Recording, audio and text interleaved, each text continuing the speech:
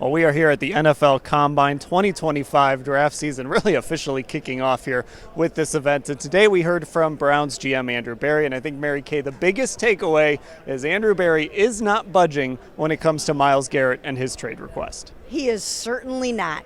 There is no way that the Browns want to trade Myles Garrett, even though he dropped that bombshell on them on February 3rd. So even if teams are here trying to inquire, trying to talk to Andrew about prying Myles out of Cleveland, it's not going to happen. He reiterated that today, and at this point, I would be absolutely shocked if that happens. And Ashley, not really a surprise that Andrew is deciding to hold his ground here, but again, this just continues to lead towards either one of two things, an extension or a gigantic standoff when it comes time for Myles to make some decisions that could cost him a lot of money. Yeah, and he did still talk about being open to an extension today, obviously with Myles, when Mary Kay asked him, and of course he said the same thing at the Senior Bowl. But, you know, I did think it was interesting today when he got the question about how many calls have you gotten about Myles, that he wouldn't even entertain the question and basically said it's irrelevant because we're not going there. So he was very definitive, about as definitive as you could be on this topic.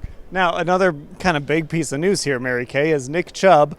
He's going to hit free agency. That's what Andrew Berry said he expects to happen.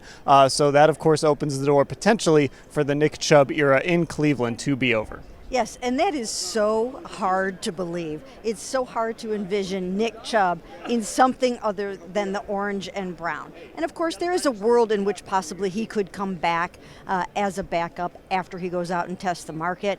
But I think it's more likely that the Nick Chubb era is probably over in Cleveland. It's hard to even say it for fans. I know it's a tough pill to swallow.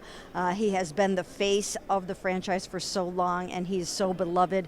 Most people that go out and buy a jersey, it's a Nick Chubb jersey, and this is going to be hard for Browns fans to take. But the Browns gave him that chance last year to come back from the major knee surgery, to go out there and to run on his last play instead of actually he did end up injuring himself again on his last play, but they did give him a chance to come back, redeem himself, and wear the Browns uniform proudly again.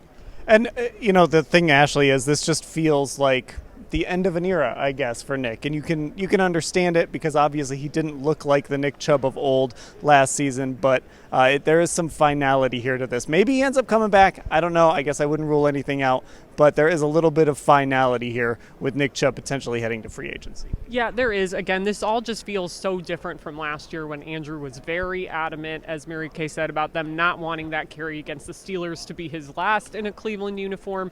But when they're letting Nick Chubb test the market, I know Browns fans aren't happy by this, but I think that's almost doing right by him in a way that you are letting him go out and see what kind of value he still has as he gets older, coming off of 2 season-ending injuries. So I know it's certainly, though, the thing that our Football Insider subscribers were the most upset about in texts we've gotten so far after we updated them on Andrew Berry's presser.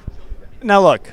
All these people behind us, all these podiums behind us, the folks walking in and out of the camera, they're all here because of the NFL draft. A lot of them are here because there are quarterbacks in this draft and quarterback-needy teams at the top of this draft. But Mary Kay, Andrew Berry was not willing to give up much info as far as his thinking at the quarterback position and what he's going to do, whether it's in the draft or in free agency. No, not at all. But there were a few little nuggets we were able to take away from this. At one point, I asked him, will you have the money if a situation arises where you can acquire a big-name veteran quarterback who's going to cost you some money? Will you be able to do that, given, of course, Deshaun Watson's huge cap number of 73?